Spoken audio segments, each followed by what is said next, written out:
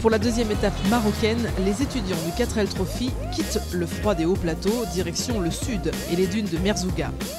L'étape du jour est assez longue avec 314 km, mais pour beaucoup, la beauté du paysage mérite une pause. Ah, la bonne douche qui fait plaisir au 4L Trophy parce qu'elles sont rares.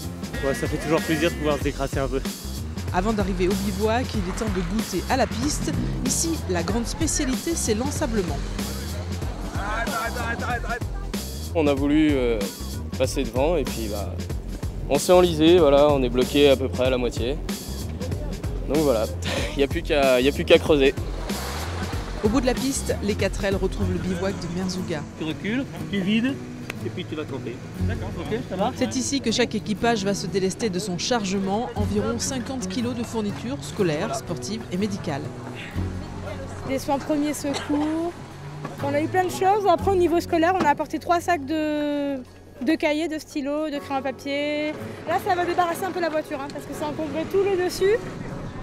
Depuis 7 ans, l'association Enfants du désert travaille en collaboration avec le 4L Trophy.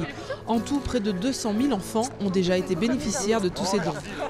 Tous les bénévoles qui sont présents là sont des représentants des associations avec lesquelles on travaille, qui viennent d'un peu toute la région. Donc dès ce soir, ils vont chacun prendre une partie du matériel, les amener aux locaux. Et dès demain, on va commencer les inventaires, c'est-à-dire qu'ils vont tout ouvrir, tout trier, tout compter. Ensuite, nous, on valide les inventaires et seulement après, on commence la distribution auprès des enfants.